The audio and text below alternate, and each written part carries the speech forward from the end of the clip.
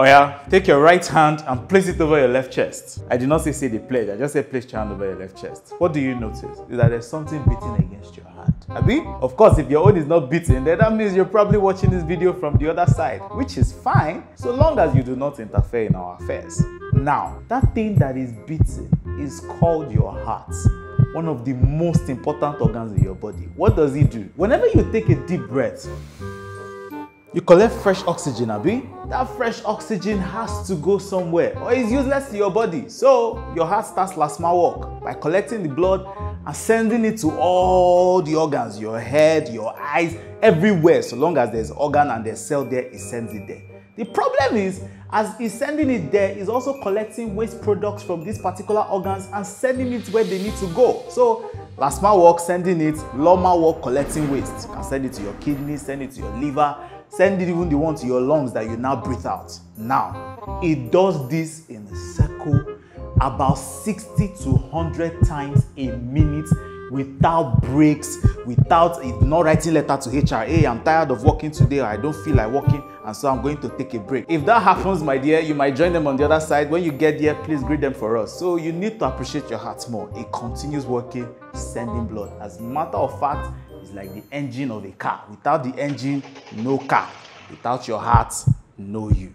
Now, the problem is there is one particular disease that affects the heart very commonly, especially in this part of the world. If I mention this disease now, you can mention about 2 or 3 people in your life that currently have it, and it's called hypertension. It's very silent. What is hypertension? Now, you know I said that it's doing last mile work, Abi? Yes, directing the blood where they need to go. If the road is narrow, what happens? You have go slow, Abi? Now, some vessels in your body sometimes are supposed to be this big so that the blood will flow freely. But if it is now small, the pressure to pass through that place becomes harder. If this happens around all the vessels in your body or most vessels in your body, you have what is called high blood pressure. If this hypertension continues uncontrolled for a very long time, there are 3 major organs that will be affected. Number 1 is the brain, stroke. Number 2 is the kidneys, kidney failure. Number 3, which is the person that is actually doing all the work, is the heart. Remember I said that the pressure is now much for it to force blood through.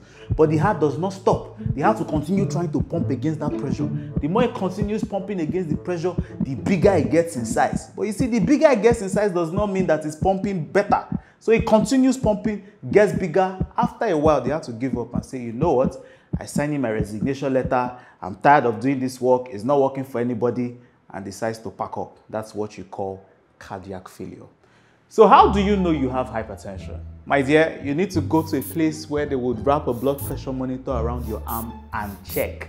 If your values are over 140/90 on more than 2 different occasions, my dear, it's possible you have hypertension. Or if these values are very high, you know, sometimes 180, 200, even on one occasion, my dear, we can confidently say you have hypertension, and that needs to be managed as quickly as possible or it will spoil things. Now, what are the things that make you at risk of hypertension? Now, there are 2 groups. Number 1 is the group that you cannot change. For example, your family history. If anybody in your family, probably your uncle, your father, your mother's sister's brother that is living in America, or you know, has hypertension, there are chances that you might have it too. Number 2 is that your race even places you at risk. If you're black, there is higher risk of you having hypertension. If you're older than 65, there is higher risk of you getting hypertension. Now, there are things that you are doing that is probably placing you at risk of hypertension. You're eating too much salt, all of you. Salt inside egg, you put salt. Salt inside white rice, you put salt. Salt inside egg, you're adding salt. You still put salt inside the stew. You're just adding the salt up and down. My dear, you're making yourself at risk of hypertension. Why? Because this salt attracts water to itself. Water increases the volume of blood in your body, increases the work that your heart has to do, and then hypertension.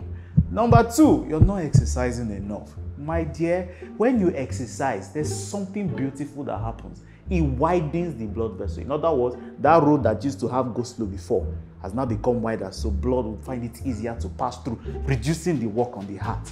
Number 3 is when you're overweight. Now, let's explain it this way. Just imagine you bought small Toyota Corolla, beautiful car, first car, you know, you're enjoying it. It's surviving mechanics, you know, entering gallop and all that. It's beautiful. And one day you now decided, there's this trailer that's spoiled. I can't help. You now tow trailer. First of all, the thing that will happen is that your engine is going to knock. Why? Because you're giving the engine more work than it's used to. Over time, your heart has to pump through more organs, through more weights, through more, adipose tissue. It becomes a lot of work for it. It becomes a problem, hypertension. Another thing that can happen that will place you at risk of high blood pressure or hypertension is when you smoke, whether it's shisha or whether it's cigarette, or as long as you smoke. One thing that smoke does is that smoke narrows blood vessel.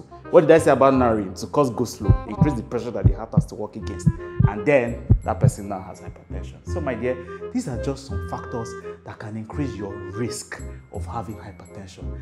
So how do you now prevent this hypertension? Number one, exercise, as we said before.